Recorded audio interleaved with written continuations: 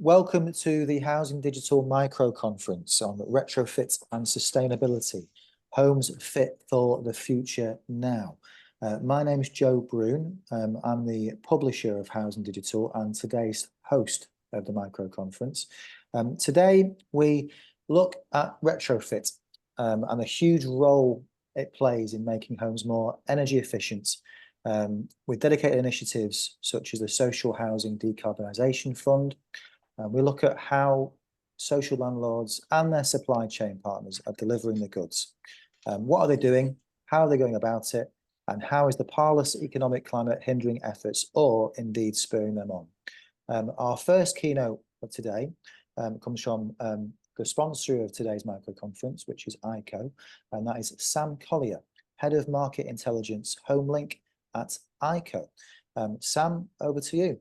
Feel free to share your screen. Thanks, Joe, and thanks everyone for joining us today. So what I'm going to talk about is how we are delivering on retrofit and sustainability, but looking at how we can provide insight into the data of social housing, looking at the internal conditions and kind of thermal performance and other energy metrics around it.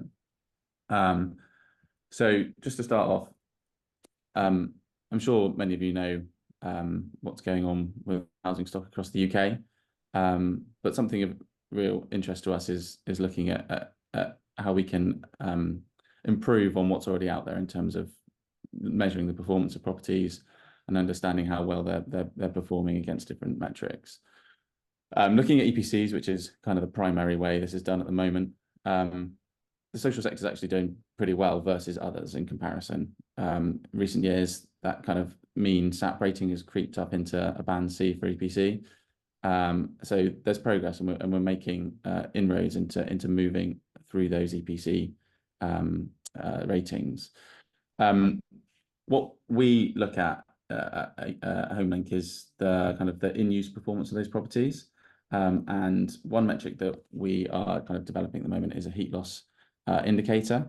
So just to explain what's shown on this graph here is this is every single property on our portfolio looking at its heat loss risk. So this is a measure of how quickly or how well it retains its heat and how quickly it loses its heat. So at the moment it's a time to lose 1 degree. But as you can see here on this property, the bulk of those homes lose heat relatively quickly. And what we tried to do here is map the proportion of social homes in different EPC bands to those properties that are on our portfolio. Now, in social housing, sort of 2/3 of them are in C, and as you can see here, there's quite a broad kind of distribution of how quickly they lose that heat. So what we're trying to say here is a C is great in terms of on paper what's installed in that property, the kind of characteristics of it.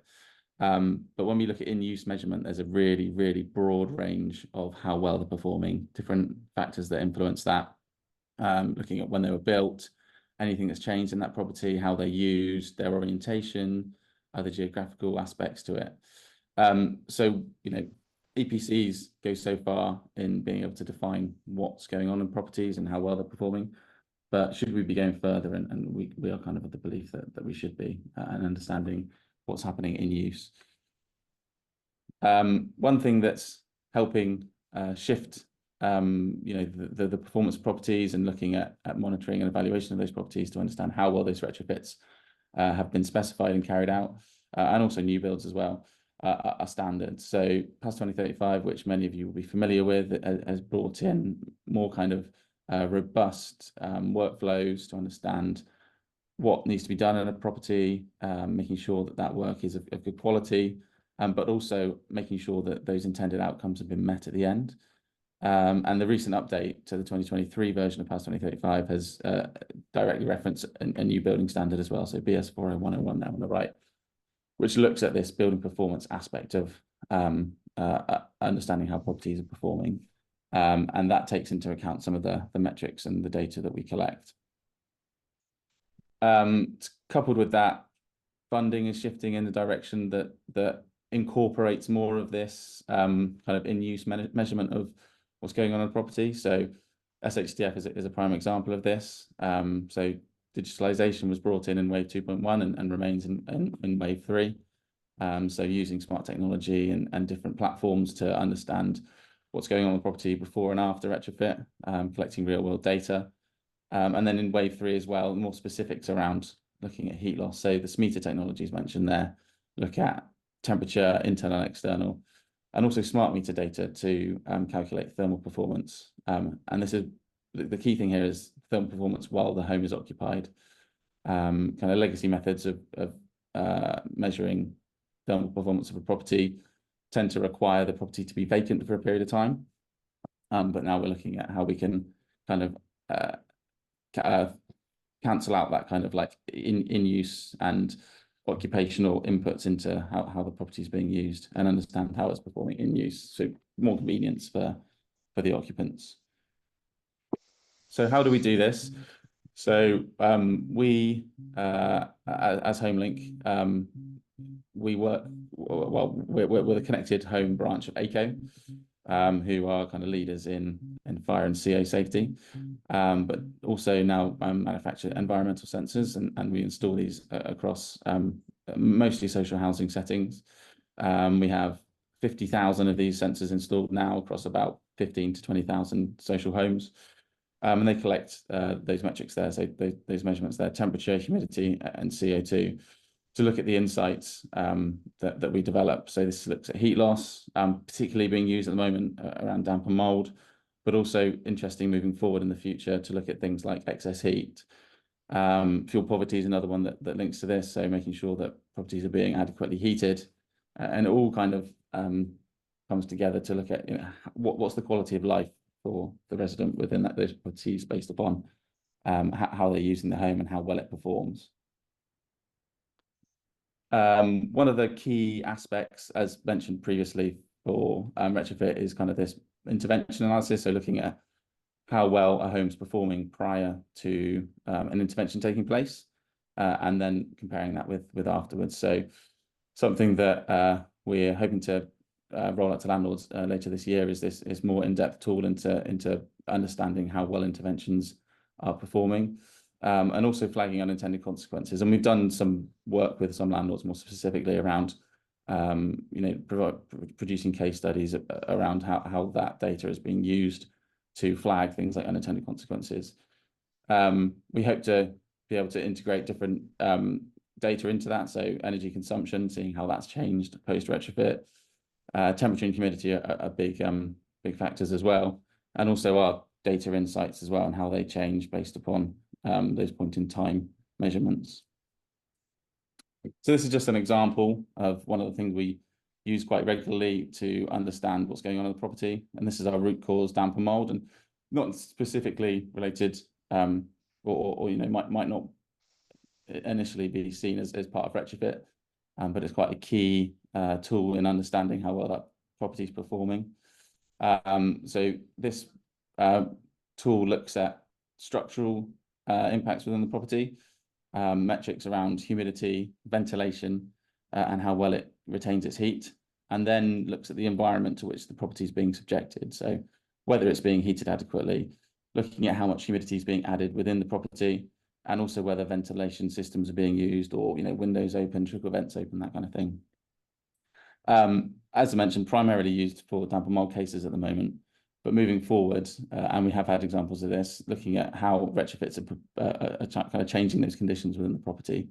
So it's not just about measuring energy performance, but also about understanding what we're doing to the health of the home and how that might impact the resident as well.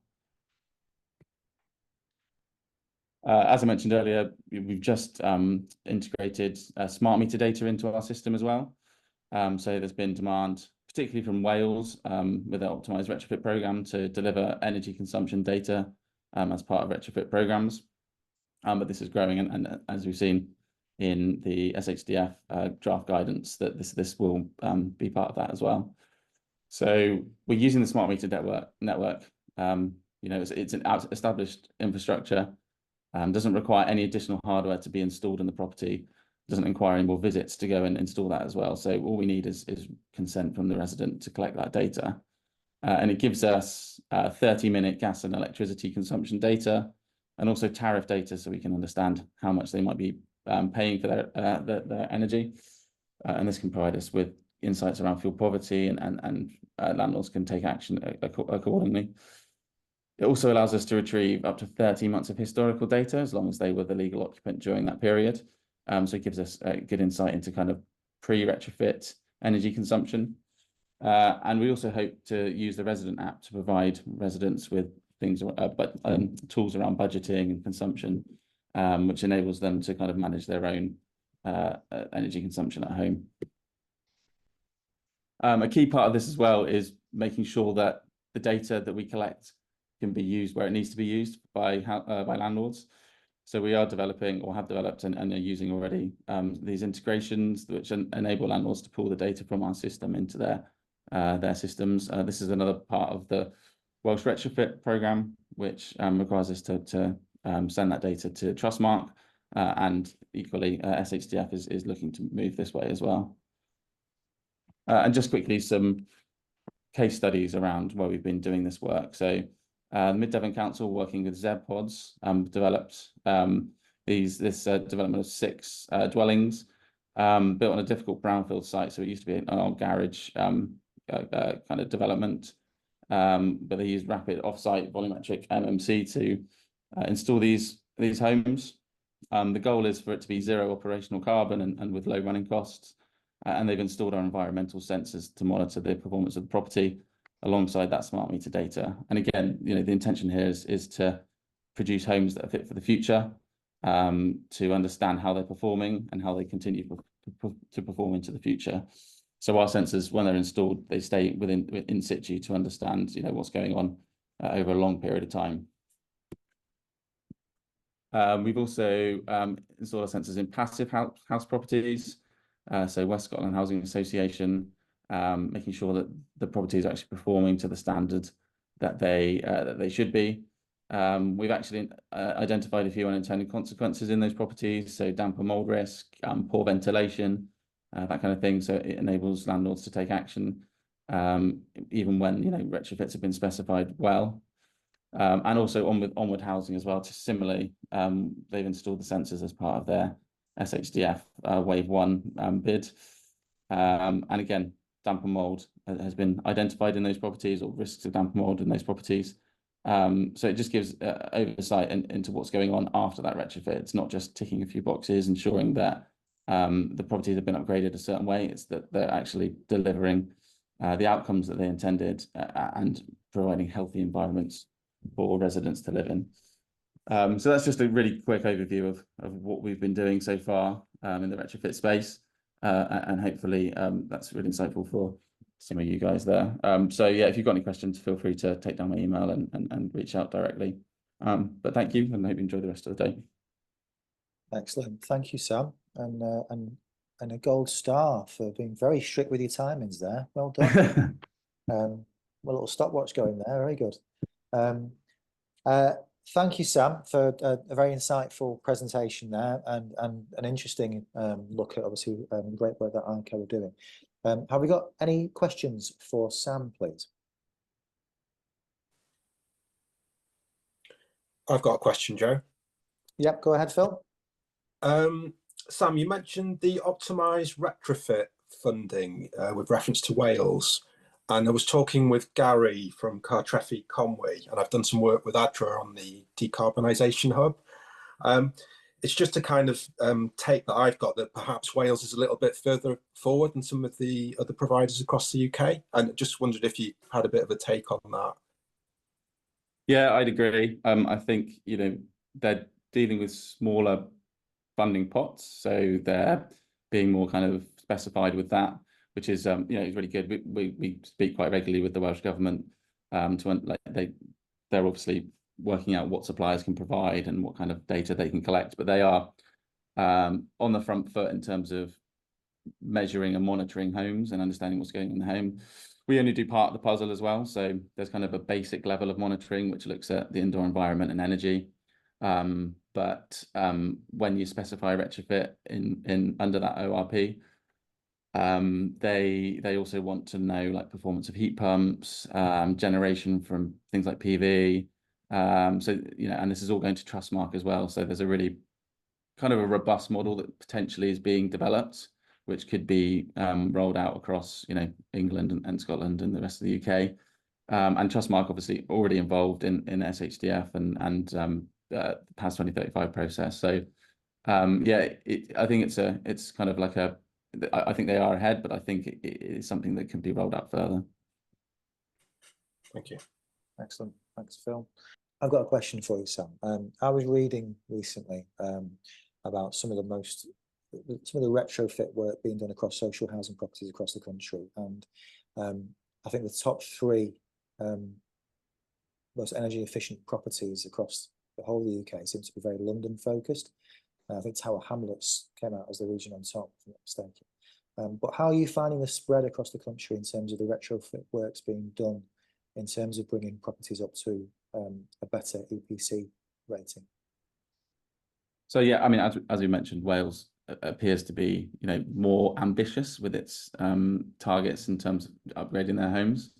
But in terms of our customers, you know, we're spread very kind of, you know, it's distributed all across the UK. There's no particular kind of hotbeds, that kind of thing. Maybe a focus more towards urban environments. So, you know, Birmingham, quite a few in sort of Glasgow type area. But yeah, it doesn't appear to be any kind of like strong correlation, you know, to specific areas. Obviously, funding is a massive driver of that. So, you know, those that are successful with SHDF bids, you know, to some degree an advantage, but there's also regional funding, which is driving it. You know, places like, you know, West Midlands is a good example. Seems to be a lot of action there, and Greater Manchester. But I think, you know, that's a really key thing is, you know, at the moment, funding is the thing that's driving it. So the more we can deliver kind of innovative ways of funding it, then I think that's going to probably drive where that action will happen in the early days, at least. So just say big thank you for attending today. Thank you to our presenters. For those who haven't registered on Housing Digital, please feel free to do so. There's a whole host of benefits.